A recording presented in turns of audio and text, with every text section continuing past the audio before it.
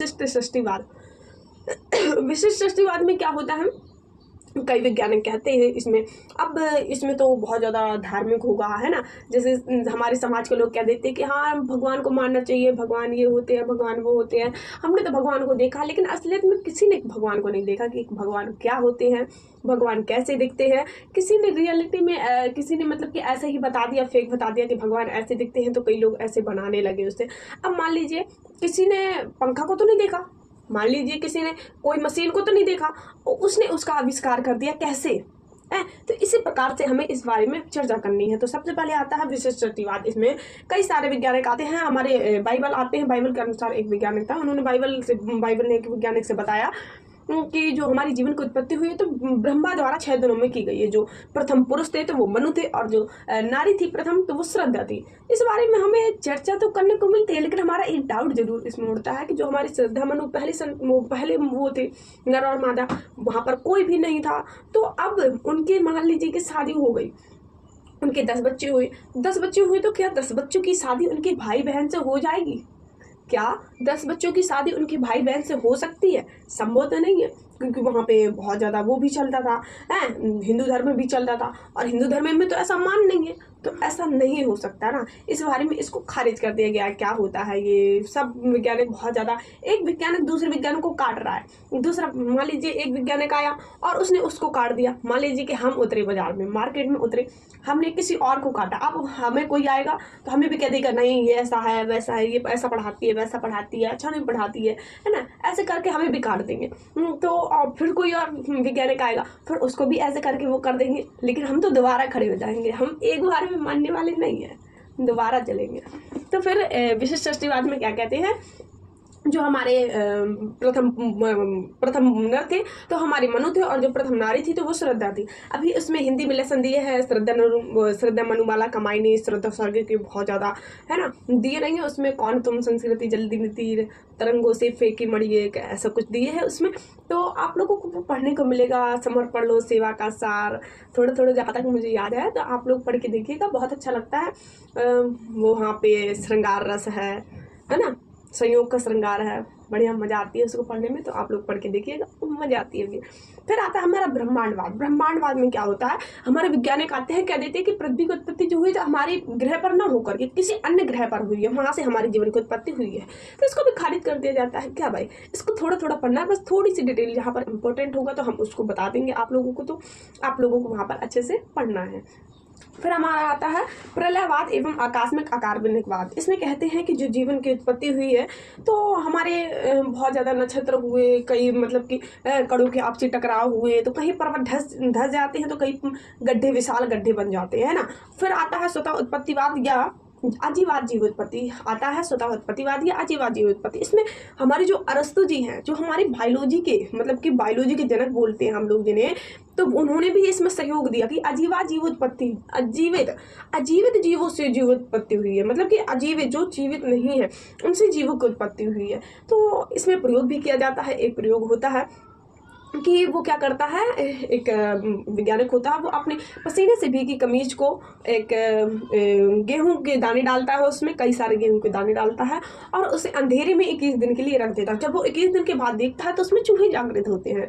तो कई वैज्ञानिक मानते हैं इसको, कई वैज्ञानिक बहुत ज़्यादा सफल मानते हैं, लेकिन एक वैज्ञानिक फिर आ जाता है जीवों से जीवोत्पत्ति का सिद्धांत, कि जीवों से जीवोत्पत्ति का सिद्धांत दे देता है कि जो जीवन की उत्पत्ति हुई है तो जीवों से हुई है। तो इस बारे में वैज्ञानिक इसको तो खंडन कर दिया, अजीवा जीवोत्पत्ति का तो खंडन कर दिया, लेकिन ये स्वयं बता नहीं पाया कि जीवन की उत्पत्ति कैसे हुई है। जीवन की उत्पत्ति कैसे हुई है, ब्रह्मांड पर जीवन कैसे आया, हम लोग कैसे बन गए, ये ब्रह्मांड, ये नक्षत्र तारे, ये हमारी पृथ्वी कैसे बन गई। मान लीजिए पृथ्वी तो बन गई, अब हम लोग कैसे बन गए, एक कोशिका वाली जीव कैसे बने, 2 कोशिका वाली जीव कैसे बने, यूकारियोटिक कोशिका वाली जीव कैसे बने, ये सारे बारे में कुछ नहीं बता पाया ये वैज्ञानिक, बस दूसरे को काटने में लगा है, ऐसा ही माना है। फिर हमारा आता है लुईस पास्चर का प्रयोग। लुईस पास्चर का प्रयोग थोड़ा सा इंपॉर्टेंट है, पूछ लेता है 1-2 नंबर का। एक बिग बैंग परिकल्पना पूछती है, और लुईस पास्चर का प्रयोग थोड़ा सा पूछ लेता है, कभी कभी पूछा है लेकिन ज़्यादा नहीं पूछता है। लुईस पास्चर जी क्या करते हैं, वैज्ञानिक है ये क्या करते हैं कि एक बीकर लेते हैं, मतलब कि हंस की जैसे मुड़ी गर्दन वाली एक बीकर लेते हैं, उसमें क्या करते हैं ये ईस्ट मिलाते हैं और प्लस क्या मिलाते हैं, शर्करा मिलाते हैं। हम लोगों ने पढ़ा है, इतना तो केमिस्ट्री में हम लोग पढ़ चुके हैं कि जब हम ईस्ट और शर्करा मिलाते हैं तो हमारा एल्कोहल बन जाता है। उन्होंने क्या किया, एल्कोहल, अब हमारा एल्कोहल बन गया, अब वो उसे घोला और एल्कोहल को हंस मुड़ी जैसे गर्दन वाली में उसे रख दिया। एक में 2 भी कर ली उसने, एक में क्या किया उसकी गर्दन को तोड़ दिया और एक में उसने गर्दन को में बिल्कुल रुई की डांट लगा दी कि इसमें बिल्कुल एयर ना जाए, यानी कि हवा ना जाए बिल्कुल भी। और उसमें एक में क्या किया उसकी गर्दन को तोड़ दिया और बिल्कुल क्या किया कि उसमें हवा जाए, वायु चली जाए, सब कुछ चले जाए, जितने भी जीवाणु हो सकते हैं वायु में।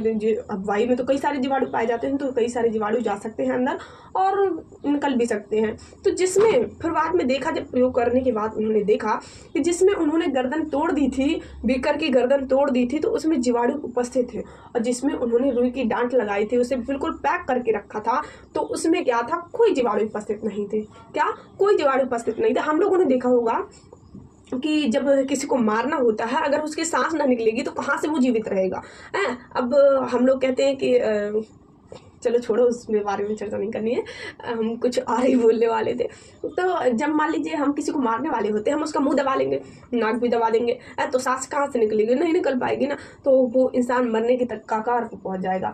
अगर हम उसको खुला ही रहने दें तो वो जीवित रहेगा, उसके अंदर वायु जाएगी, श्वसन क्रिया होगी, उत्सर्जन क्रिया होगी, है ना, जनन क्रिया होगी, सब कुछ कर सकता है वो। अगर कोई जीवित नहीं है, कोई जीवित नहीं है और उसे बिल्कुल पैक करके रखा जाए, तो वो क्या कर सकता है, कुछ नहीं कर सकता, बिल्कुल मृत के प्रतीत है, मृत ही माना जाएगा। तो इसी प्रकार से इन्होंने प्रयोग किया कि ईस्ट और प्लस शर्करा को मिलाया और अल्कोहल बन गया। हमने इतना पढ़ चुके हैं, क्योंकि ईस्ट और शर्करा को मिलाते हैं तो हमारा अल्कोहल बन जाता है। उन्होंने 2 बीकर लिए, एक में उन्होंने क्या किया, उसकी गर्दन को तोड़ दी, मतलब कि प्लास को थोड़ा सा तोड़ दिया, और एक में उन्होंने क्या किया, पूरी तरीके से उसे पैक कर दिया।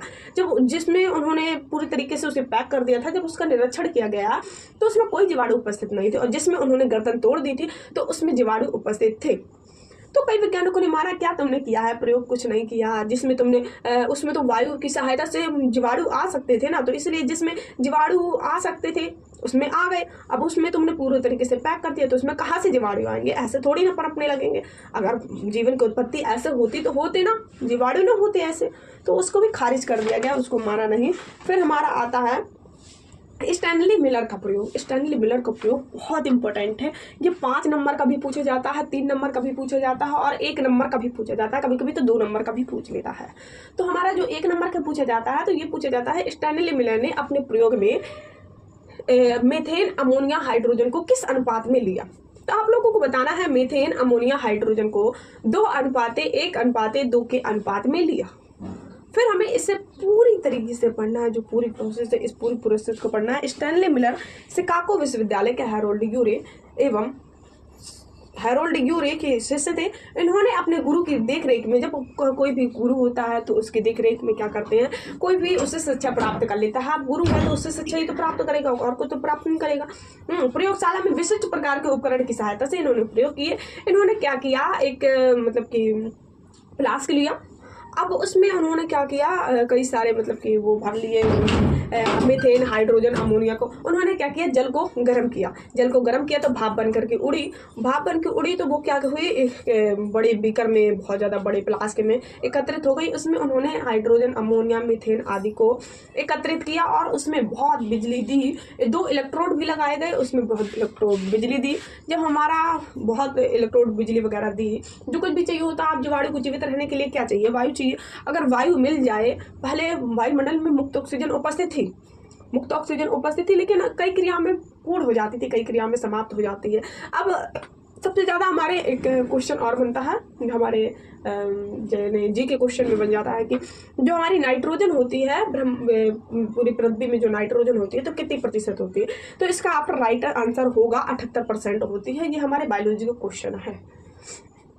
तो इस बारे में हमारी वो हो गई। जब उन्होंने इलेक्ट्रोड लगाए गए, उन्होंने मीथेन, अमोनिया, हाइड्रोजन आदि को उन्होंने उस बीकर में डाला और इलेक्ट्रोड लगाए गए, बहुत सारी बिजली दी गई, फिर वो गर्म हुआ। अब बिजली देंगे तो इतना गर्म होगा कुछ कहने के लिए नहीं। तो फिर उन्होंने क्या किया, नीचे एक जो संघनित होता है, जो मतलब कि ठंडा करने के लिए होता है। अब किसी को हम गर्म करेंगे तो हम ठंडा तो करना पड़ेगा। अब हमें किसी को जल्दी ठंडा करना है तो हमें किसी में प्रयोग करना होगा, किसी में डालना होगा, तभी वो ठंडा हो पाएगा, है ना। तो उसमें क्या किया, एक संघनित लगाया गया, उसमें उन्होंने ठंडा किया और उसे यू आकार की नली में डाला गया। जब यू आकार की नली में डाला गया और उसका 19 दिन बाद परीक्षण किया गया तो उसमें वे सारे मतलब कि पदार्थ